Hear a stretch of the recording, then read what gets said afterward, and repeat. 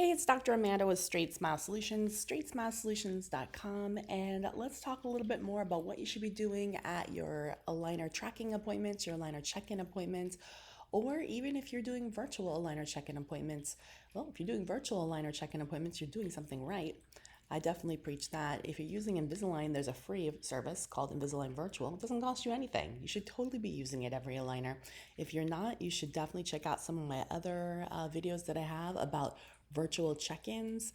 I like in-hand dental is probably one of my favorites. Dental monitoring. In-hand dental is like a tenth of the price of DM. So you definitely should check it out. If you want an intro, I can get you a really good fee. Just shoot me an email and I'll send you an intro. info@straightsmilesolutions.com.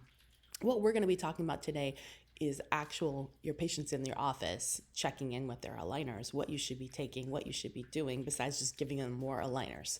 So I'm finding a lot of you aren't knowing what to look for, and you're not looking for the red flags that maybe us as orthodontists would look for. So obviously these apps help to avoid that, but if you're not using the virtual apps, especially the ones with AI, then you need to do it manually, which is not a problem. But you and your team need to know what to look for. So this is what we recommend for any of our Straightsmile Solutions clients who are working with us on their aligner cases. Obviously, first of all, you have to make sure, in order to not have issues here at this stage, you have to make sure you did everything else right up to the point. So of course, having an appropriate case, staging it and treatment planning it appropriately, making sure the Clincheck or the treatment plan is intentionally slowed down, making sure the movements make sense. So you need to watch my entire Invisalign playlist. I know it says Invisalign playlist. Even if you're not using Invisalign, most of it applies. And I do have a separate playlist for non-Invisalign clear aligners that takes out some of the proprietary features that only Invisalign has. If you can't find that, you're welcome to shoot me an email, info@straightsmilesolutions.com. Glad to give it to you. So assuming that you watched all my other videos on aligner delivery instructions as well, that's another key video that you need to watch. Aligner take-home instructions, you need to know what to say so that you're not going to have problems.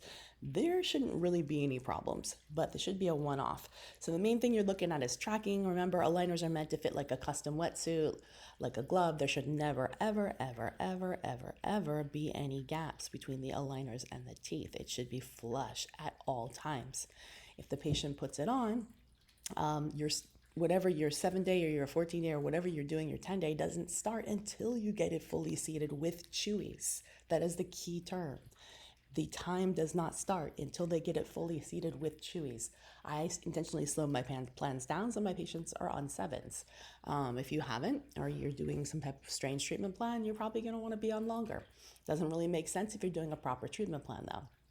So once you do that 7 days, once fully seated, then you can move on to the next aligner. If they stay on that, and if you had a properly done Clincheck, you should really not have any refinements. It should be very much a one-off.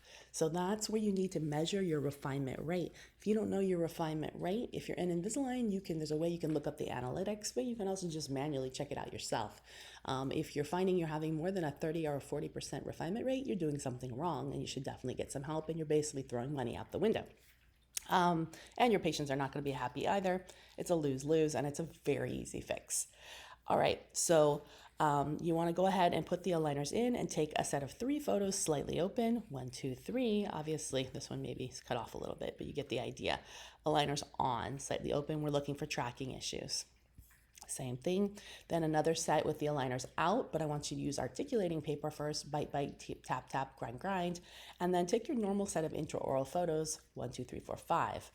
Obviously, I think you know what ortho intraoral photos are: upper, lower, right biting, left biting, front biting. Okay, you don't need the extra oral ones. Just 8 photos total.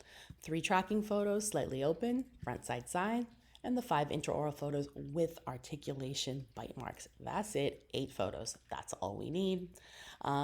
And obviously, if they've gotten off track, they hopefully have brought all their old aligners with them, so we can go ahead and get them back on track and find the set that fits. You don't keep going once you go off track. That's dumb. You're just going to have more refinements and longer refinements. It does nobody any favors. You will not catch up at that point. Assuming that you've done everything else correct. Hopefully this was helpful. Remember, I have over 200 videos just on Invisalign alone and all the tips and tricks. If you master that stuff, you will master Invisalign. All right, thanks so much. And we do offer one-on-one support on cases if you never need help. Thank you.